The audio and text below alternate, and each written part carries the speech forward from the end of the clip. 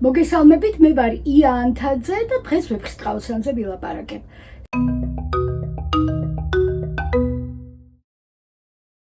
სანამ მთავარ სათქმელზე გადავალ, ტრადიციულად გთხოვთ, რომ გამოიწეროთ ჩვენი, ანუ ზღარბის არხი და ამით დავეხმაროთ, რაც შეიძლება მეტ ადამიანს, რომ შემოგვიერთდნენ აქ ამ პლატფორმაზე.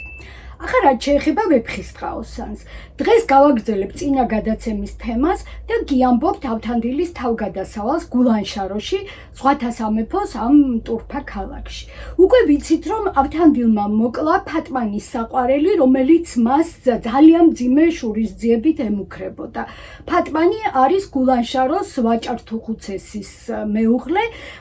და ჩვენ გვაინტერესებს რა იყო ის საიდუმლო, რაც იცოდა მისმა ყოფილმა საყვარელმა და რისი გაცემითაც მას ემუქრებოდა. მაგრამ სანამ ამ კითხვას უპასუხებ, მინდა შეგახსენოთ, რომ წინა გადაცემა დავასრულე სხვა კითხვით და კითხვა იყო ასეთი, რომ როგორ მოხდა, რომ ნესტან დარეჯანის ტყვეობა არ დასრულდა გულანშაროში ფატმანის გვერდით, არამედ დასრულდა ქაჯეთის ციხეში. აი ეს არის კითხვა, რომელზეც ხა მინდა, რომ ჩვენ ვიცოდეთ პასუხი. ფატმანი ამ უცხო ქალს ძალიან თბილად ექცეოდა, არაფერს მას არ აკლებდა და მისთვის სიკეთის მეტი არაფერი არ უნდოდა. და თითქოს ლოგიკური იყო, რომ ნესტანის ტანჯვა აქ დამთავრებულიყო, მაგრამ არა. იმის მიუხედავად, რომ ნესტანს კარგ ახალს მოუხდა ფატმანის გვერდით ცხოვრება, მას მისთვის არ უთქვამს არც ერთი სიტყვა თავის შესახებ, ვინ არის, საიდან მოვიდა და რა არის მისი პრობლემა, არ უთქვამს არაფერი ამის შესახებ და ამან ფატმანი დიდ საგონებელში ჩააგდო, იმიტომ რომ უკვე აღარ იცოდა როგორ გადაეწყვიტა ეს პრობლემა, ეს ქალი ყავდა ასე დამალული და ვერაფერს მეც ვეღარ აკეთებდა. არ უნდოდა ქმრისთვის ეთქვა ეს ამბავი, იმიტომ რომ თქვი თუ ვუთხრა გამიმჟღავნებს დარბას მივა ისიფლიდი, ესე მეყო საგონებლად შევიდი თუ გამოვიდი. ჩემი ფლიდი ქმრისთვისო არ მინდოდა ეს საიდუმლო გამენდო, იმიტომ რომ ფიქრობდიო, რომ მეფესთან წავა და ეტყვის, რომ აქ ეს ქალი გვყავს და ამიტომ არ მეუბნებოდიო, მაგრამ სულ კი ამაზე ვფიქრობდი, შევიდოდი თუ გამოვიდოდიო. და ბოლოს ფატმანმა გადაწყვიტა, რომ თვითონ მარტო ვერაფერს ვერ მოაგვარებდა და ასე იყო თუ ისე იყო, უნდა ეთქვა ქმრისთვის ეს ამბავი. ბოლოს დააფიცა ქმარს, რომ არ გასცემდა მის საიდუმლოს და შეიყვანა და აჩვენა ნესტან და როდესაც უსენმა ფატმანის ქმარმა ნახა ეს უცხო ქალი, ისე გაოგნდა მისი ხილვით, რომ თქვა, მე თუ შვილნი მირჩევნიან, ღმერთმან იგი დამიხოცნეს. ხო, ესე დაიწყევლა რაღაცნაირად, რომ ღმერთმა ჩემი შვილები დამიხოცოსო, თუ ეს ქალი მათზე ნაკლებად ძვირფასი იყოს ჩემთვისო, მაგრამ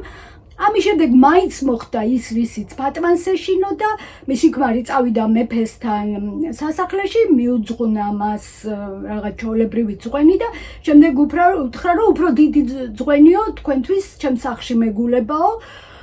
მივიდნენ მეფის კაცები ფატმანთან, წამოიყვანეს იქიდან ნესტან დარეჯანი, ფატმანი ძალიან შეწუხდა, რა თქმა უნდა, ამის გამო და ერთადერთი რაც მოახერხა ის იყო, რომ ქალს დიდი ძვირფასეულობა გაატანა, წელზე შემოარტყა უძვირფასესი ქვები და უთხრა, რომ ეს დაგჭირდებაო. მეფემ ძალიან თბილად მიიღო ნესტანი და იქვე გამოაცხადა, რომ ესო ნამდვილად ჩემი სარძოლო არისო, მაგრამ შვილი იყო სადღაც ალაშქროდ წასული, უნდა დალოდებოდა. ნესტანს მიუჩინა მცველები და ხო მე ძალიან მოკლედ გიყვებით, ნესტანმა იმ მცველებს აუხსნა, რომ მე არ გამოვდგები იმისთვის, რაც თქვენს მეფეს წარმოუდგენია და ამიტომ გიჯობთ, რომ გამაპაროთ, გამიშვათ აქედან, აი ამ განძის სანაცვლოდ და აჩვენა ეს ძვირფასი თვლები, მოკეთ მოისყიდა ეს მცველები და გამოიპარა. როდესაც გამოიპარა, დაბრუნდა ფატმანთან, მადლობა უთხრა მას ყველაფრისთვის და უთხრა, რომ აქ ვეღარ გავჩერდებიო და მომეცი ცხენი, რომ გავიქცეო და ასე მამაკაცის სამოსში ცხენზე ამხედრებული წავიდა ნესტანი სადღაც უცხო გზაზე, თავისთვის უცხო გზაზე და ეს ამბავი, რომ უცხო ქალი სინამდვილეში ფატმანმა გააპარა, არ იცოდა არავინ. კი ბატონო მეფისახლიდან დაიკარგა, მაგრამ შემდეგ ვინ დაეხმარა მას იმაში, რომ საერთოდ გამქრალიყო, ეს არავინ არ იცოდა და ფატმანმა ეს ამბავი უთხრა თავის საყვარელს და ამ ამბის გაცემით ემუქრებოდა ზუსტად ეს კაცი და ეუბნებოდა, რომ აი ხვალვე წავალო მეფესთან და შენს შვილებს შენივე კბილებით დაგაჭმევინებო, ესეთი სასტიკ მუქარას ესეთი მუქარა წარმოთქვა მან და რა თქმა უნდა ფატმანი ძალიან შეშინდა, იმიტომ რომ მისთვის ეს მუქარი იყო აბსოლუტურად რეალური, იმიტომ რაც მან გააკეთა ეს გასაგები იყო ხლა მეფისთვის როგორი იქნებოდა მოსასმენად და როდესაც ავთანდილმა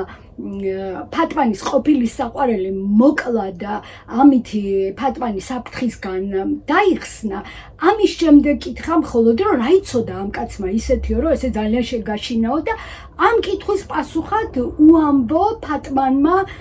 ავთანდილს ნესტანდარეჯანის ამბავიც და მერე გაგრძელებაც ავთანდილმა ისევ ფატმანისგან შეიტყო, რომ ასე გზაზე ამხედრებული ნესტანი წასყლომია ქაჯებს, რომლებმაც დაატყვევეს ის და ქაჯეთის ციხეში გამოკეტეს. ავთანდილი გულში ღმერთს მადლობას ეუბნებოდა და მის წყალობას ნამდვილად აფასებდა ბოლომდე იმისთვის, რომ გაიგო ბოლოს და ბოლოს ის რაც უნდა რისთვისაც აქ იყო მოსული, მაგრამ რა თქმა უნდა რისი ავთანდილი იქნებოდა ახლა ეს რომ შეემჩნია და ძალიან დინჯად უთხრა ფატმანს, რომ დიდი მადლობაო, ძალიან მესიამოვნაო ის რაც ახლა შენგან მოვისმინეო და ამის შემდეგ ავთანდილმა შეასრულა ის, რისი პირობაც საკუთარ თავს მისცა, როდესაც პირველად მიიღო ფატმანის სატრფიალო წერილი და გადაწყვიტა, რომ ამ ქალის სიახლოვე მე მჭირდებაო და თუ კი მისგან რამეს გავიგებ, მადლობას იმით გადაუხდი, რომ იმას ვიზამ, რაც მას უნდაო და აი როგორ აღწერა ეს შოთა რუსთაველმა, მას ღამე ფატმანი იამა ავთანდილთანა წოლითა, ყმა უნდო გვარად ეხვევის ყელსა, ყელითა ბროლითა, ესე იგი არ უნდოდა ის რასაც აკეთებდა, თან როგორც ავტორი ამბობს, კლავდა თინათინის მოგონება ამ დროს და ისევ ამ საჩოთირო მომენტშიც შოთა რუსთაველი თავის გმირის გვერდით არის და ამბობს, რომ თუ ყვავი ვარდსა იშოვნის, თავი ბულბული გონიაო. მეორე დილით ავთანდილი უკვე ჭაბუკური ტანსაცმლით გამოეცხადება ფატმანს, ძალიან გააკვირვებს ამითი და საღამოს კი გაუმხელს სიმართლეს, ეტყვის თვითონ ვინ არის, ტარიელი ვინ არის, ნესტანდარეჯანი ვინ არის და ასეთ რამეს ეუბნება, ვიციო რომ ამ ამბავმა შეგაკრთო, მაგრამ მოდი დამეხმარე, რომ ნათობებს უშველოდ, მიჯნურები ერთმანეთს შევახვედროთ და ყველა ვინც ამ ამბავს გაიგებს, ჩვენ შეგვაქებსო. და აი რა იყო ფატმანის მეხსეული პასუხი. ფატმან თქვა, ღმერთსა დიდება, საქმენი მომხვდეს მორანი, დღეს რომ მესმნეს ამბავნი, უკვდავებისას სწორანი. ანუ რას ამბობს ფატმანი? ესე იგი ამ ღმერთის დიდებას ამბობს იმისთვის, რომ რაღაც ისეთ ამბავში უწევს მას მონაწილეობა, რაც უკვდავების თანასწორია, ძალიან ზუსტად ხვდება ყველაფერს და რა თქმა უნდა იმ წამს თანახმა არის, რომ დაეხმაროს ავთანდილს. ამის შემდეგ ფატმანი თავის გრძნეულ მონას გაგზავნის ქაჯეთის ციხეში, ნესტანთან წერილს გაატანს და ძალიან მალე მიიღებენ საპასუხო წერილს და ნესტანის რიდის გადანაჭერს, ეს ის რიდი არის, რომელიც მას ტარიელმა აჩუქა. ამ ამბავს მოსდევს უკვე ფატმანის და ავთანდილის დამშვიდობება, სადაც ფატმანს ისევ ძალიან ღირსეულად უჭირავს თავი, ფაქტობრივად ისე იქცევა, როგორც უნდა იქცეოდეს ადამიანი, რომელსაც ესმის, რომ სამყაროს გაკეთილ შობილებაში მონაწილეობს. ამით ავთანდილის გულანშაროს თავგადასავალი სრულდება, მაგრამ ეხა მინდა რომ შევაჯამოთ, რატომ არის გულანშარო და ზღვათა სამეფო ესეთი განსაკუთრებული სივრცე ვეფხისტყაოსანში და რატომ უხდება ავთანდილს რომ ამ სივრცეში შევიდეს გადაცმული შევიდეს გულანშაროში და ზოგადად ზღვათა სამეფოში. მოდი დავიწყოთ. გულანშაროს ვაჭართუხუცესი არის კაცი ფლიდი, რომელიც არის მეფის მლიქვნელი და გამორჩენისთვის თავის საკუთარი ფიცის გამტეხი. მისი ცოლი არის ქმრის მოღალატე, რომელიც იმით ხსნის ამ ამბავს, რომ ჩემი ქმარიო უშნო და გამხდარი არისო. შემდეგ ჭაშნაგირი ფატმანის ყოფილი საყვარელი არის კაცი, რომელიც თავის საყვარელს ქალს ემუქრება, უმძიმესი მუქარი და ქალი არწმუნებულია, რომ ამ მუქარას ის მეორე დღესვე აუცილებლად შეასრულებს. შემდეგ ზღვათა სამეფოს მეფე არის კაცი, რომელიც კი მიხვდება იმ წუთას, რომ ხა მის წინაშე ჩვეულებრივი ქალი არ არის, მაგრამ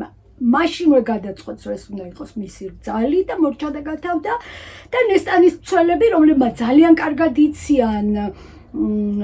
რა განძის დასაცავად დააყენეს ისინი, რა მიანდეს, მაინც აი საფასურად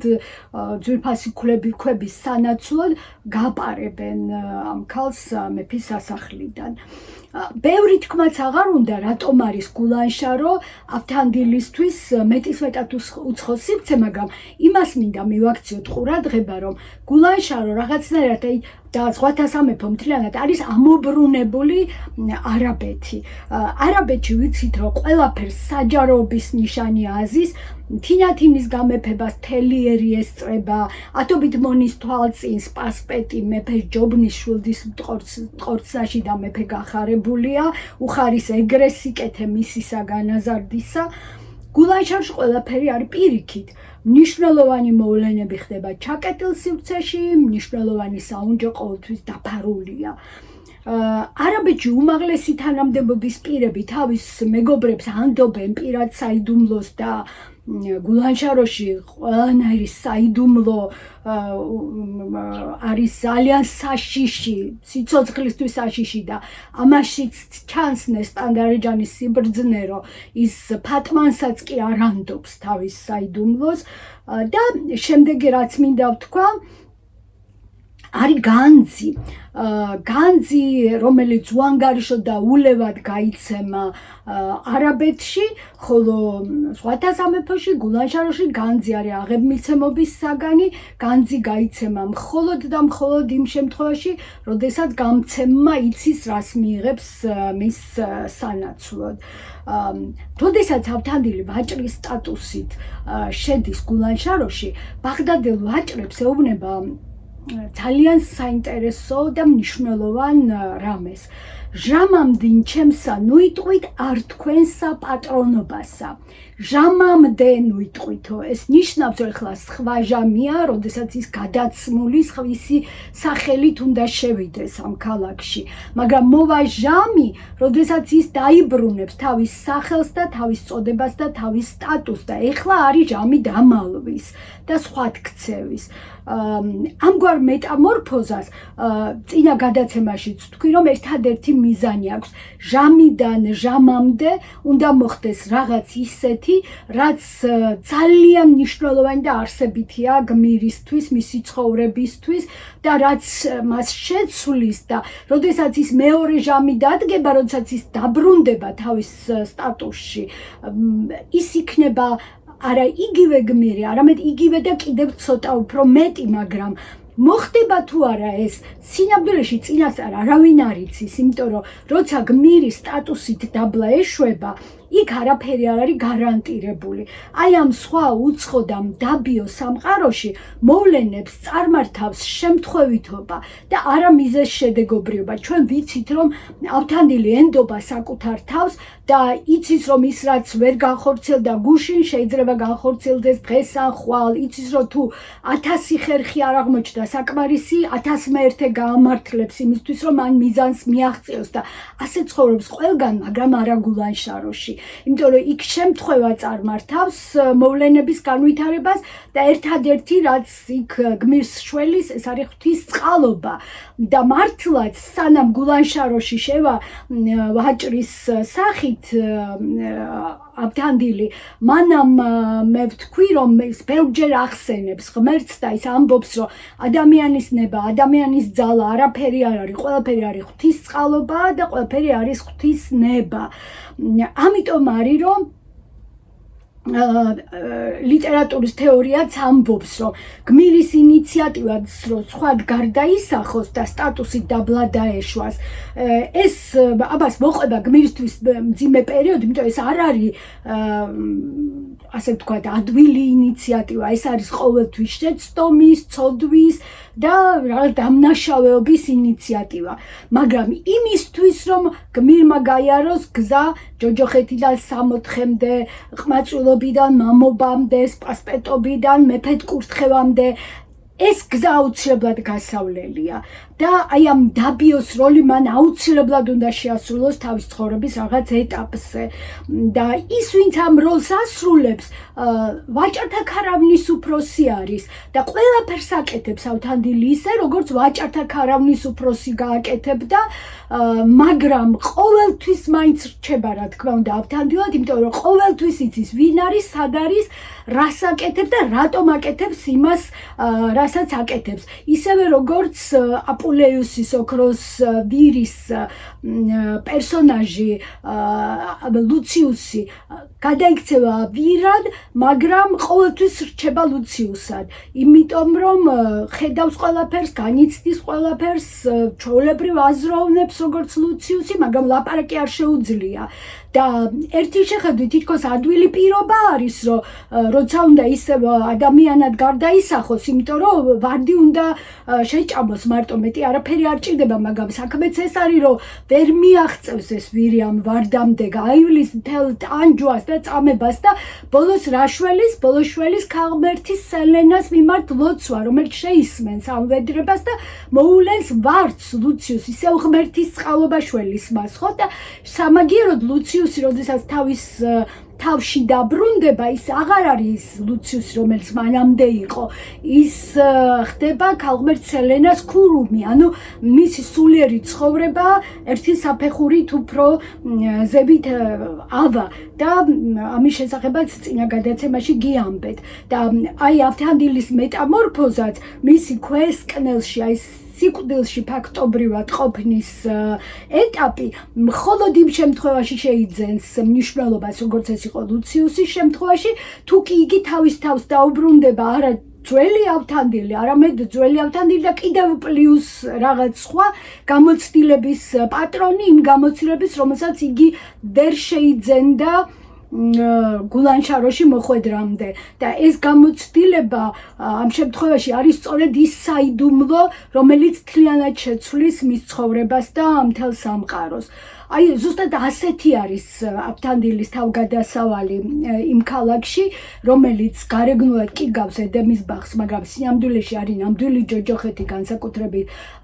არაბეთში გაზრდილი ადამიანისთვის იმიტომ რომ ზუსტად ამობრუნებული სივრცე არის არაბეთისა ის ყველაფერი რაც არაბეთში წამახდება ზღვათა სამეფოში და გულანშაროში ხდება უკუღმა მაგრამ გულანშაროს თავგადასავლის გარეშე ავთანდილი ვერ იქნება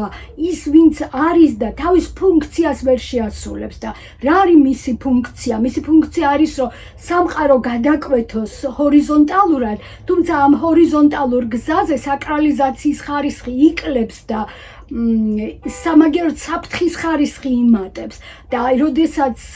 ამ სამყაროს თლიანად გადასერავს ავთანდილი ის იქიდან ხსნის დაბრკოლებებს და ფაქტობრივად ერთგვარს ხდის ამ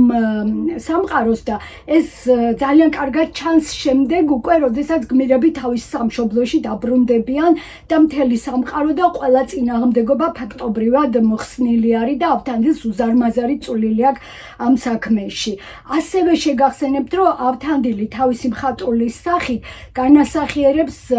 დასავლურ ცნობიერებას და გულანშაროს ეპიზოდი აი ამისთვის არის ისეთივე ორგანული და აუცილებელი, როგორც ავთანდილის ცხოვრება, ვთქვათ, ნებისმიერ ადგილას, თუნდაც არაბეთში. იმიტომ რომ ეს დასავლური ცნობიერება სწორედ ამას ნიშნავს, რომ გმირმა უნდა მიაღწიოს მიზანს, რა სირთულებიც არ უნდა გადალახოს, მან უნდა მიიღოს ის, რაც ჩაფიქრებული აქვს და აუცილებლად უნდა დაძლიოს ყველა დაბრკოლება. აი თავისი თავგადასავლით ავთანდილი ხდება ქართული ლიტერატურის ყველაზე ძლიერი გმირი, რომელიც განასახიერებს დასავლურ ცნობიერებას და განასახიერებს სიცოცხლის დამკვიდრებას და აქვე მინდა შეგახსენოთ, რომ ჩვენთვისაც კი დღევანდელი ქართველებისთვის და ალბათ ასე იქნება მუდამ, სანამ საქართველო იარსებებს, ავთანდილი არის ძალიან ნაცნობი, ძალიან მისაბაძი და ახლობელი გმირი. დღეს ამით დავასრულებ ვეფხისტყაოსანზე ლაპარაკს და შემდეგ ხუთშაბათამდე დაგემშვიდობებით. მანამდე კიდევ ერთხელ გთხოვთ, რომ გამოიწეროთ ჩვენი, ანუ ზღარბის არხი და რასაკურველია, ძალიან დიდი მადლობა ყველას, ვინც ჩემთან ერთად ხართ.